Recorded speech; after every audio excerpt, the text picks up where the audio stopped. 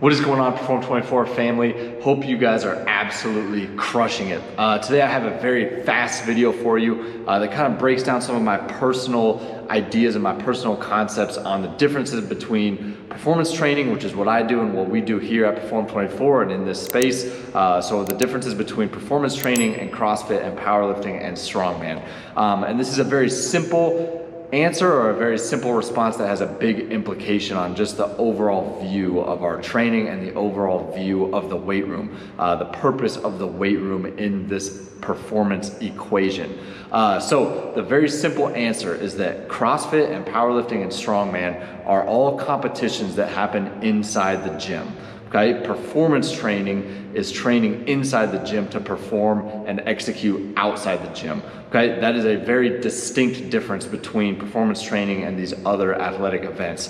CrossFit athletes, powerlifting athletes, strongman athletes, all those guys are freaks, okay? Those are all freak athletes, but the performance training that I do in here, it is to prepare individuals to execute on a field or in the field, you know, if we're talking military personnel, so on the field or in the field or on the court or something similar. So because our arena, our competitive arena is not inside the weight room, what we do inside the weight room is kind of up to us. We are not married to any specific exercise or any specific training method. We have a little bit of flexibility there.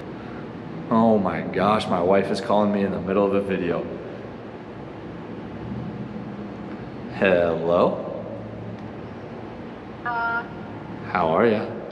So sometimes tracking progress can be a little tricky, especially as you're just starting to build your training methods. That can be really tricky there if you don't have any experience to fall back on. But it's a little tricky because sometimes we don't know for months whether or not the things that we're doing in the gym actually do make a difference.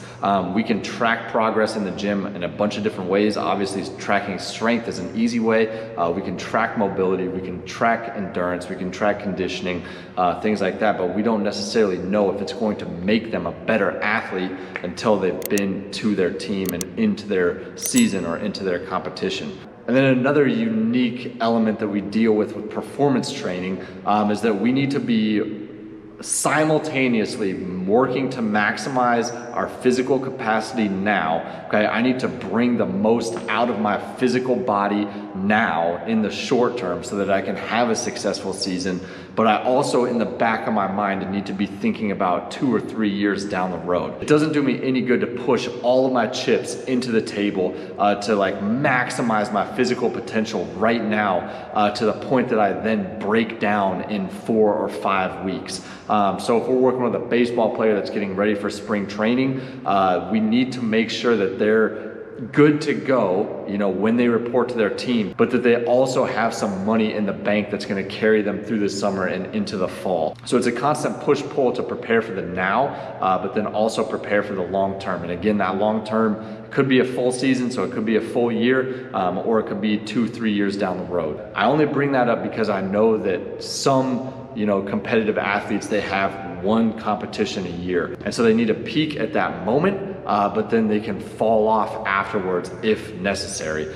Sometimes our athletes, they need to peak and then they need to maintain throughout the rest of the year. So, you know, the things that we consider during our training is a little bit different. And then the final point here that I'm gonna make is that performance training, taking all those things into consideration, training for life outside of the gym, training for now, and also taking into consideration longevity in a way, that type of training methodology works well for a lot of general people. So a lot of general people can kind of train like an athlete or train under the performance training umbrella, or use like that athletic performance training methodology on that end of the spectrum and get great results. It can change them in the short term, but then it can also set them up for a long and successful life outside of the gym. And so I think that that's just a little bit of a unique element that performance training brings to the table for just your average person. So if you follow me or follow my content at all, you know that I like to call the regular people like myself, lifestyle athletes. So lifestyle athletes are people that don't necessarily have a competitive season coming up or a competitive event coming up, but they enjoy training hard, they enjoy getting better, they enjoy challenging themselves, and they're all about that life, okay? They want to maximize their physical potential. So performance training works well for team sport athletes, and it works really well for lifestyle athletes as well. And that right there is kind of the premise that the Perform24 training model is built off of. And that's my take on what performance training is and how that separates from other training modalities. So there's a lot of right ways to train. There are a lot of paths to the top of the mountain. I have a system that works well for me and for my clients and for my athletes, but I know other people have different systems as well. Let me know how you like to train. And as always, train hard, live full, and I'll see you in the next video.